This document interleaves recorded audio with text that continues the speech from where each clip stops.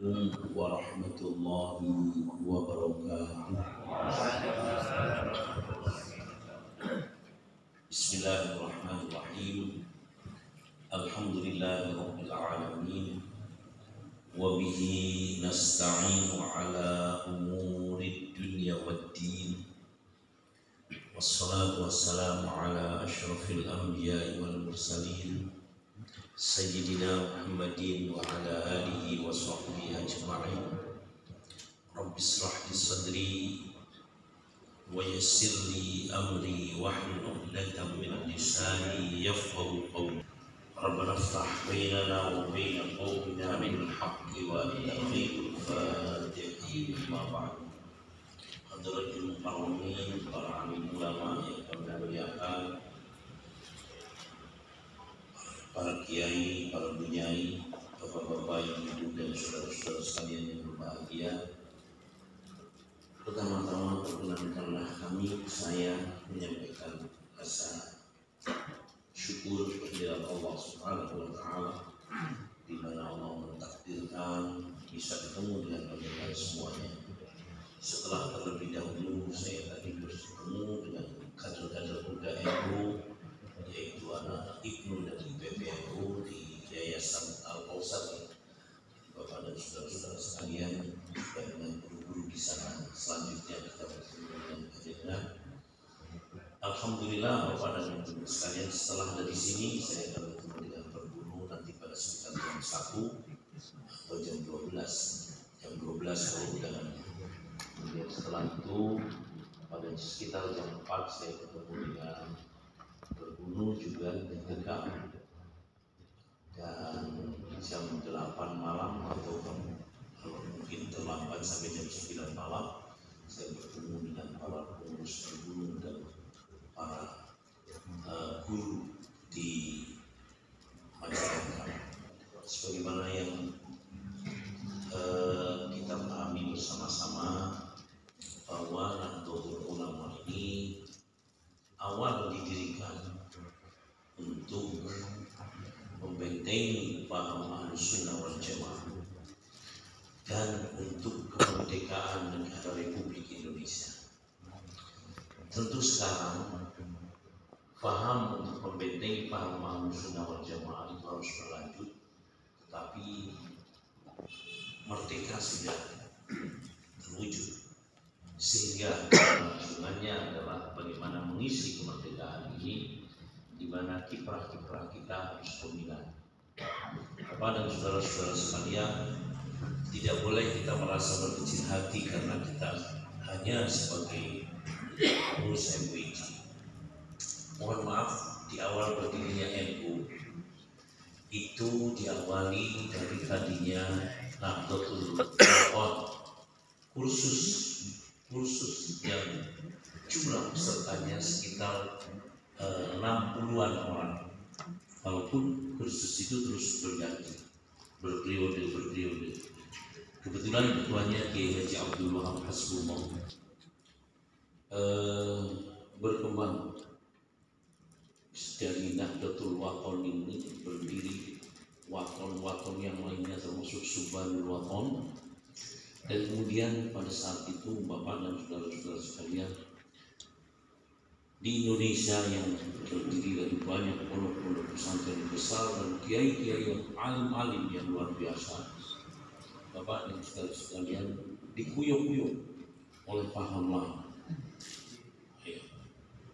Kemudian Bapak dan saudara-saudara sekalian, paham Ahlus Sunnah wal Jamaah di Mekah, Madinah, Haramain, ya, karena saat itu adalah berdirinya pemerintahan Abdul Aziz diberangus. Jadi yang namanya situs-situs Nabi itu harus dihancurkan semua, termasuk makam Nabi di Bapak dan saudara-saudara. Kesempatan itu oleh Kiai Haji Wahab Hasbullah dan ayah saya tentu ikut kemana-mana. Setiap kali beliau menjadi ketua, abah saya jadi sekretarisnya. Kemudian terjadi sebuah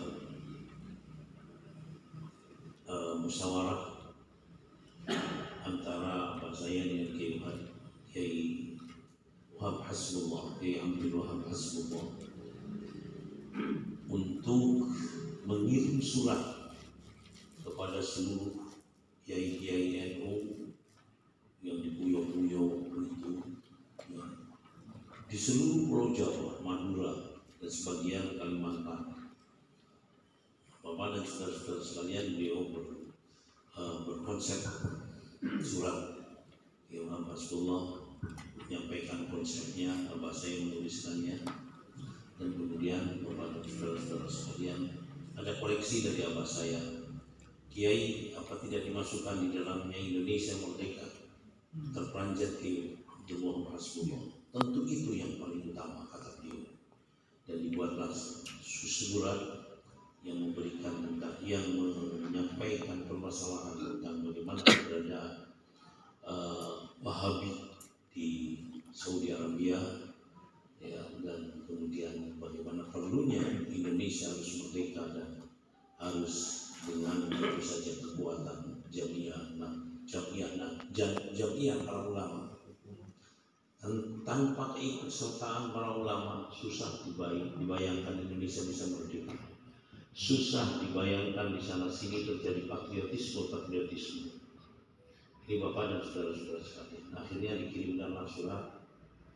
Ya, tentu Abah saya yang berompo di pengiriman surat itu, karena Abah saya juga di samping sekretaris Nahdlatul Wathon juga sebagai tutor guru di Nahdlatul Wathon, sehingga dengan demikian bisa mengkoordinir mereka-mereka yang ada di Nahdlatul Wathon ini.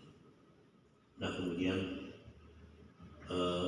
terkirimkanlah surat itu kepada kurang lebih 60 ulama-ulama besar dari Jawa Tengah, banyak sekali tokoh yang dari Jawa Tengah yang luar biasa, Kiai Asnawi Kudus, Kiai Ridwan Semarang, Kiai Ridwan Semarang, bukan Kiai Ridwan Surabaya, bukan. Kiai Ridwan Semarang antara lain. Bapak dan saudara-saudara sekalian, sampai akhirnya mereka mengatakan semoga hadir semua. Mereka juga soal di Kiai Hashim Asy'ari berkaitan dengan pertemuan ini. Subhanallah, Bapak dan saudara-saudara sekalian, mereka mengatakan, Kiai Wahab mengatakan, andaikan ya sampai mereka tidak hadir, kita tidak boleh putus asa, kita tetap akan kembali ke daerahnya masing-masing. Mereka yang dikader di Nahdlatul Wathon itu kembali, dan kemudian mendirikan pesantren-pesantren, atau alternatif yang kedua, kita masuk SI, Syarikat Islam, ya, dan bergerak di SI, mempengaruhi SI saat itu.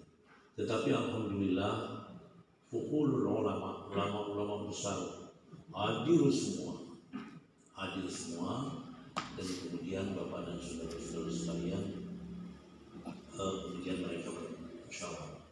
Nah, pada saat pengiriman surat itu, dialog di antara Kiai Hashim Asy'ari, di antara Kiai Abdul Wahab Hasbullah dan Abah saya, dan ketika Abah saya menyampaikan apa tidak termasuk di dalam isi surat itu Indonesia Merdeka, Kiai Abdul Wahab Hasbullah menyampaikan, tentu itu yang paling utama.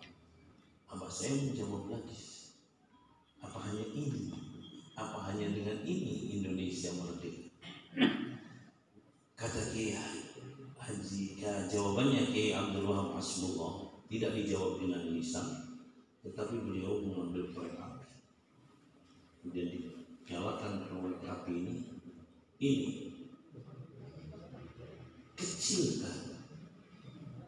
Tetapi ketika kemudian ini membakar bangunan dan kemudian terbakar, maka akan bisa membara dan meluas. Siapa tahu dan upaya kecil ini justru kemudian meluas.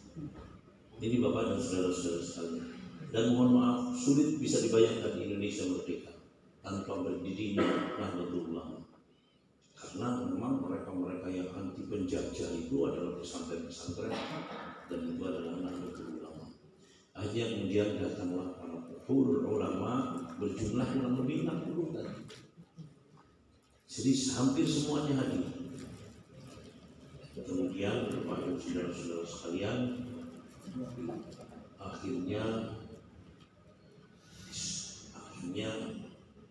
dibuat yang namanya Komite Hijaz. Komite Hijaz ini kalimat-kalimat Nahdlatul Ulama belum ada di situ. Komite Hijaz.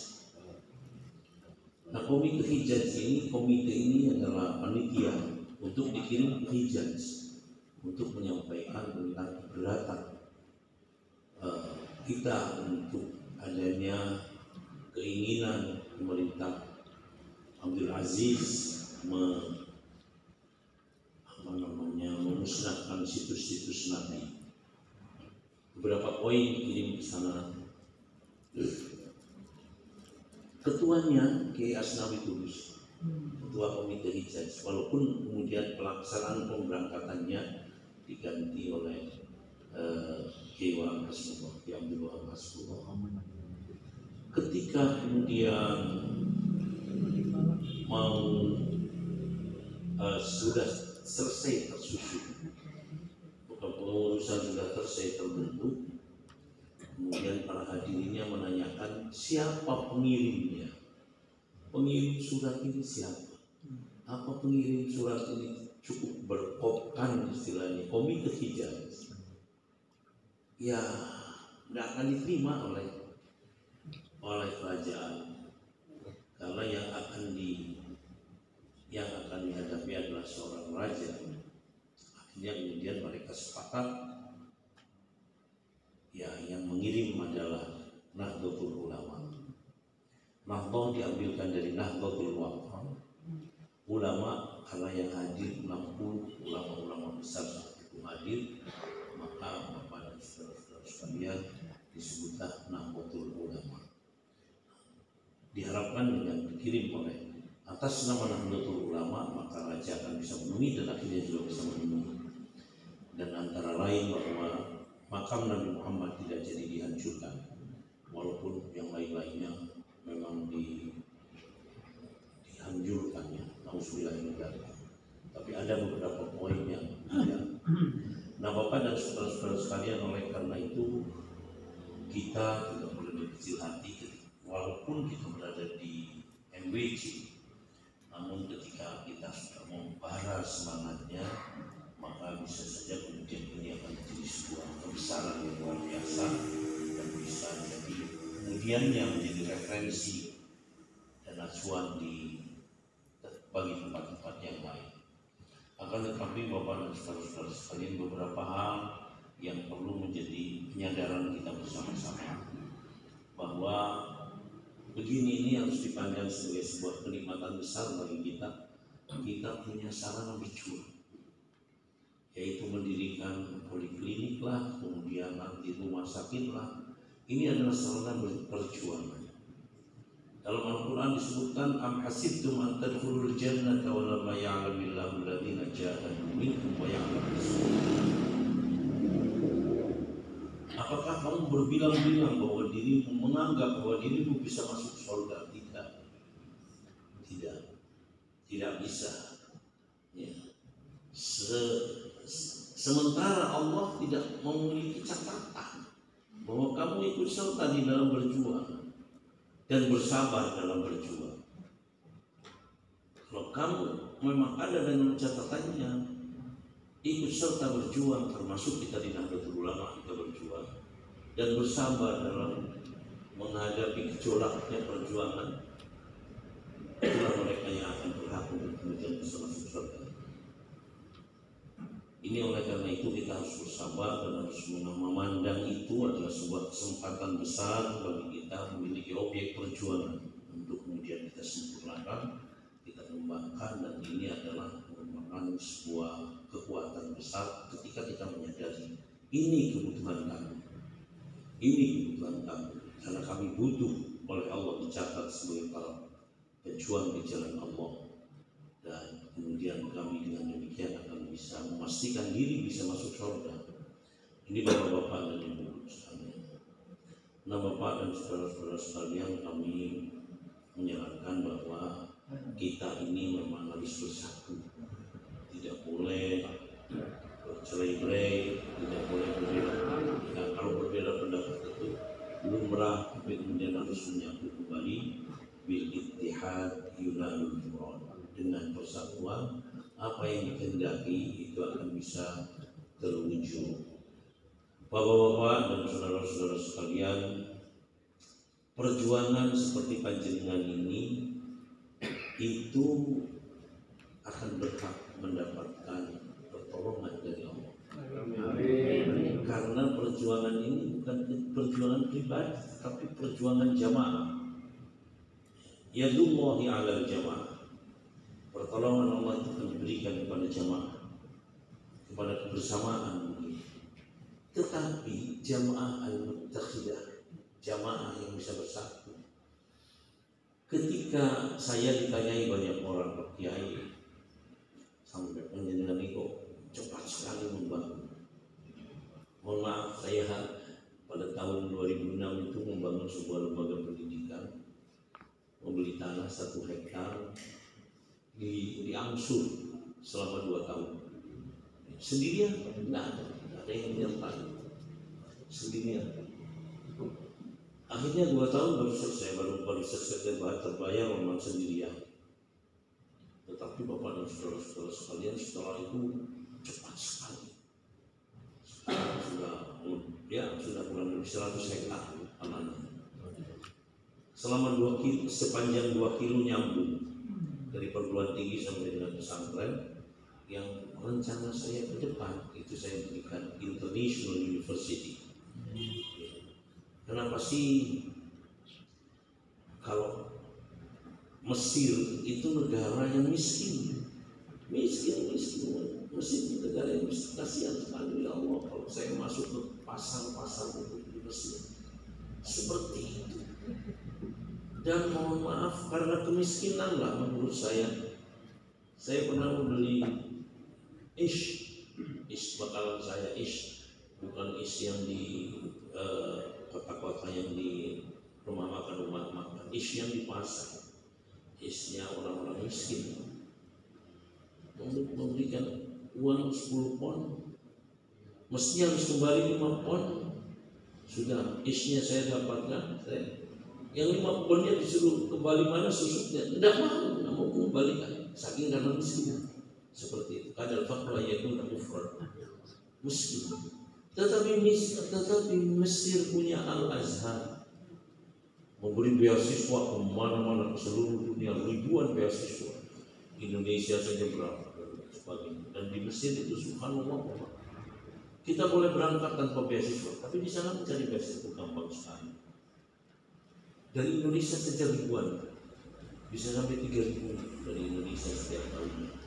Saya memahami itu karena saya sering ke Mesir, saya kenal banyak ulama-ulama Mesir. Dan mohon maaf, Profesor Dr. Zakaria itu mantan menteri, mantan wakil menteri agama. Kemudian imam besar Masjid Al-Azhar, imam besar Masjid Al-Azhar, Profesor Dr. Ustaz itu profesor, Ustaz Doktor, Al-Ustaz Al-Doktor, profesor. Mau beli mobil, itu minta kepada saya, minta uang, berkirim surat minta dikirimi uangnya, walaupun tidak banyak, tapi di sana nilainya besar. Saya dimintain 35 juta, harga mobilnya 80 juta. Kalau di Indonesia kan, ini apa nih istri saya? Wah, kirim. Kenapa? Cuma sekian aja dikirim kepada saudara. Punya Al-Azhar, Al-Ahqaf, Yaman, dikenal dunia karena beasiswanya banyak dari Tengah ke Yaman, ke Al-Ahqaf. Al-Ahqaf itu sepertiganya amanah rumah yang saya miliki sekarang. Besarnya bangunan sama dengan yang di Institut Kiai Haji Abdul Halim itu, sama besarnya terkenal dunia Al-Ahqaf, Yaman karena punya Al-Ahqaf. Maroko punya Qarawiyyin, Prancis punya Sorbonne, Amerika punya Harvard University, dan seterusnya dan seterusnya. Ini Bapak dan saudara-saudara sekalian. Maka saya bilang saya harus mendirikan International University. Kenapa sih? Masa tidak bisa? Ini Bapak dan saudara-saudara sekalian. Ya mudah-mudahan nanti bisa dan kami memberi beasiswa di tempat kita baru institut, tapi alhamdulillah panjenengan bisa. 6 tahun yang lalu saya mendirikan institut. Ketika institut itu didirikan di 6 tahun yang lalu, orang lain mengatakan udah ada institut, langsung institut itu memang belum pernah ada, jadi harus dimulai dengan sekolah tinggi biasanya. Ya. Kemudian setelah itu di tahun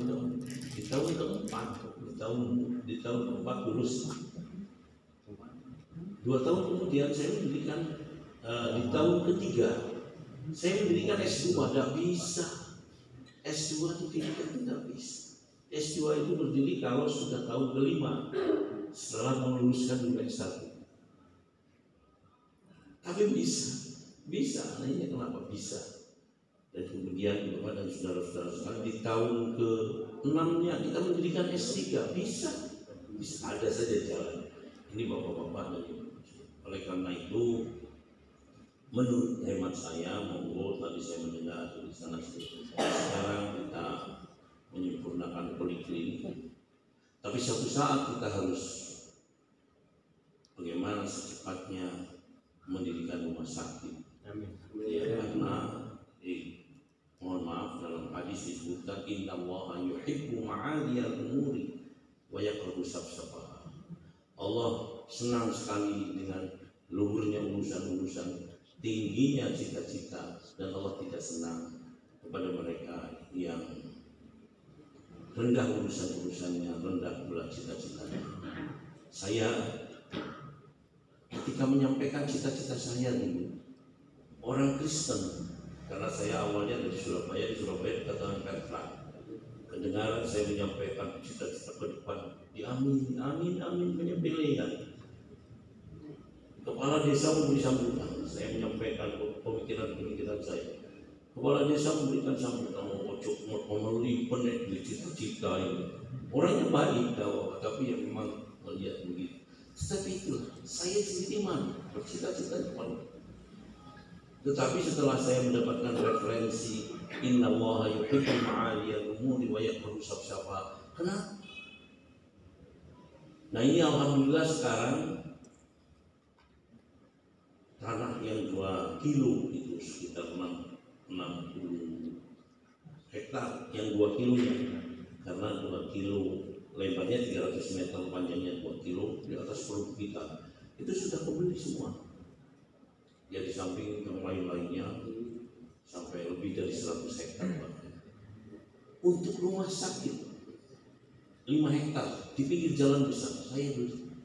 Dan di saat saya menyelenggarakan pertama kali mendirikan lembaga pendidikan yang 1 hektar itu yang dibayar sampai 2 tahun, itu tempatnya Bapak dan Ibu sekalian sulit dijangkau.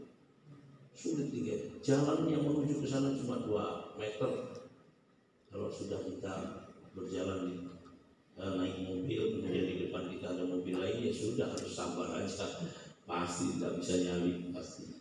Ini Bapak dan saudara-saudara. Gelap gulita.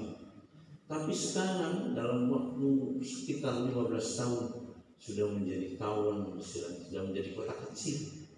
Ya, jalannya lebar, kemudian terang benderang dan seterusnya. Tidak ngerti bagaimana, ya ada saja jalannya, kemudian bisa berkembang yang semacam ini. Inilah mohon maaf berkat cita-cita besar. Tetapi dengan mari bersatu, karena tadi bahwa yadullahi 'alal jamaah, tapi jamaah akan terhidat. Saya sering ditanyai kenapa, kan mestinya merisnya yayasan. Saya bilang Memang jadullah yang berjamaah, tetapi harus bersatu. Lah saya tidak jamaah, tapi saya bersatu. Kenapa? Karena yang diurusi cuma diri saya sendiri gitu. Ini Bapak dan saudara-saudara, sehingga tidak ada perbedaan pendapat atas saya itu. Ini Bapak-bapak dan saudara-saudara, tertawa teman-teman kalau saya jawab demikian. Oleh karena itu indahnya kita selalu bisa mampu menyelesaikan perbedaan pendapat. Itulah Bapak dan Ibu sekalian, dan yang bisa kami sampaikan. Ada pertanyaan, Pak Yai, Gus Dur itu cucunya Kiai Hasim, sudah sepuh. Gus Solah itu masih adiknya Gus Dur. Sama-sama kemarin memperjuangkan Ibu Khofifah Indar Parawansa dengan Gus Solah. Jauh lebih sepuh dari saya Gus Solah, 10 tahun lebih sepuh dari saya Gus Solah, atau bahkan 12 tahun. Masa sih penjenengan malah justru putranya? Iya, saya putranya, tapi yang terakhir, putra yang terakhir. Walaupun yang terakhir, iya, tapi anaknya abah saya banyak. Saya anak nomor yang terakhir, nomor 21. Jadi ya karena anak yang terakhir dan nomor 21 ya masih kelihatan masih muda. Ini Bapak dan saudara-saudara sekalian jauh di bawah Gus Solah. Jadi itu apa yang bisa saya sampaikan, dan saya senang sekali panjenengan bisa hadir di tempat ini dan saya bisa bertemu dengan panjenengan semua. Insya Allah ini semua akan bisa membawa barokah kepada kesejahteraan yang tinggi kepada kita semua. Masing-masing bisa memberikan uluran tangannya, memberikan langkah keberhasilan kepada perjuangan ini. Dan ini sepertinya mungkin kami Lutfi. Semoga demikian Bapak dan saudara-saudara sekalian, lebih dan kurangnya mohon maaf. Wa akhiran wallahul muwaffiq ila aqwamit thoriq. Wassalamualaikum warahmatullahi wabarakatuh.